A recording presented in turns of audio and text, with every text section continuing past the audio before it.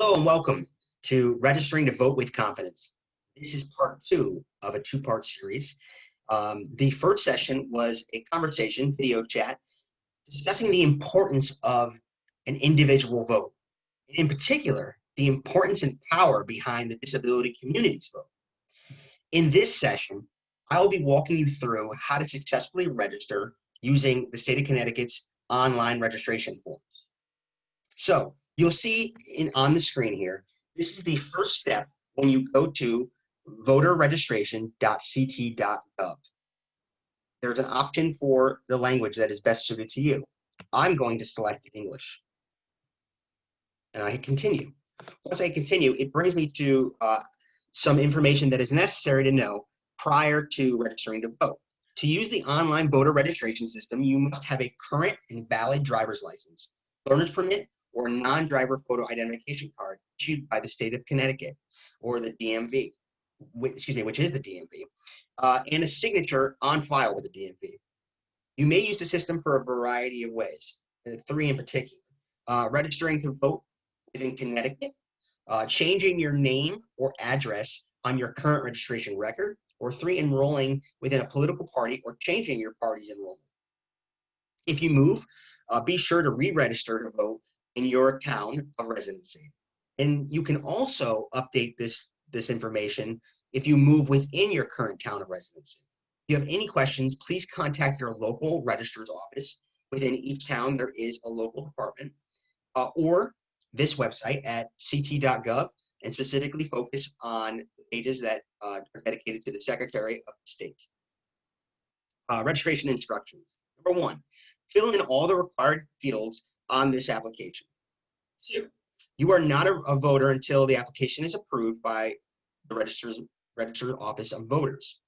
And because the deadline to register is the 27th of October, it's coming upon us quite soon. So after this walkthrough, if you decide to register, once everything is submitted, I recommend that you follow up with your local office. And if you have any continued questions, go to ct.gov. 3, you should receive a confirmation within a few weeks that you have successfully registered. But once again, because the time limits and deadline to register is the 27th, I would be proactive and follow up as soon as possible. Once you select, I do have a valid ID on hand and ready to go, you would be brought to this screen where it walks you through some items that are necessary to be eligible to register to vote. You must be a United States citizen, be a resident of the state of Connecticut, be at least 17 years old and must turn 18 on election day. 17-year-olds who will turn 18 on or before election day may participate in general primaries, have completed any previous parole information if you have been convicted of a disenfranchising felony. So certain felonies may preclude you from registering. Just be sure that all that information and necessary documentation is on hand and has been sorted out prior to registering. For the election, your application must be submitted or received by the voter agency by the 7th day before the election. Once again, I'm just honing in on the importance of, if you are registering to vote, to do it sooner than later, because today is 10/21/20 and the deadline is 10/27/20. You would then click begin registering to vote, and you'd be brought to this screen where you have to clarify that you meet all these requirements. I am a citizen of the United States of America. I will be at least 18 years old on election day, and by the way, I am, but I'm not telling you how old I am.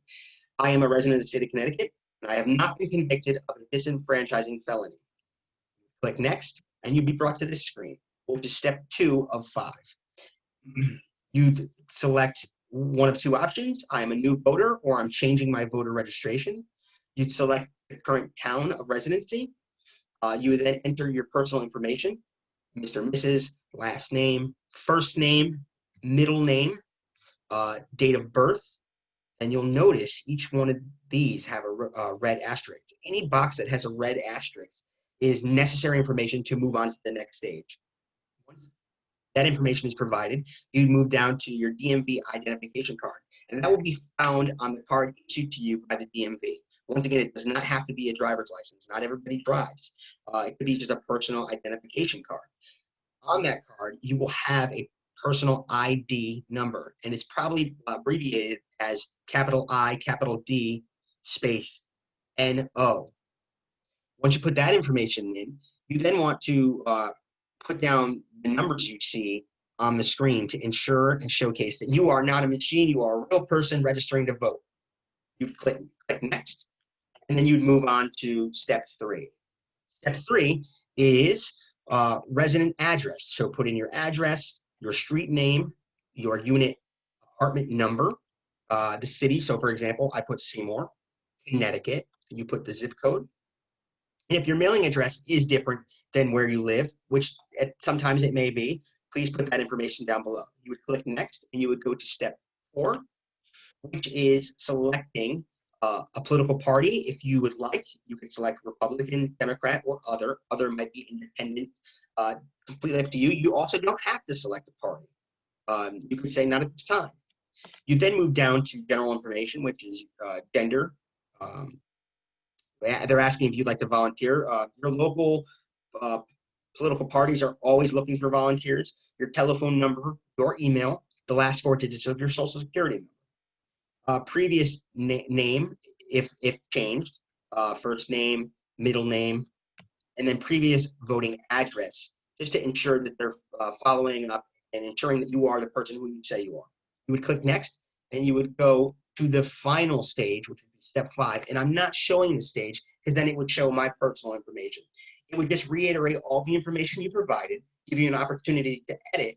And if everything is correct on your forms and then you're ready to submit, the one thing that I want to say is be sure that you are submitting information that is true to you.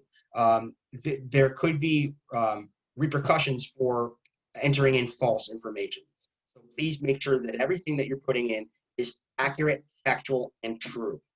So that concludes this online session of a walkthrough of how to register through the state of Connecticut's website.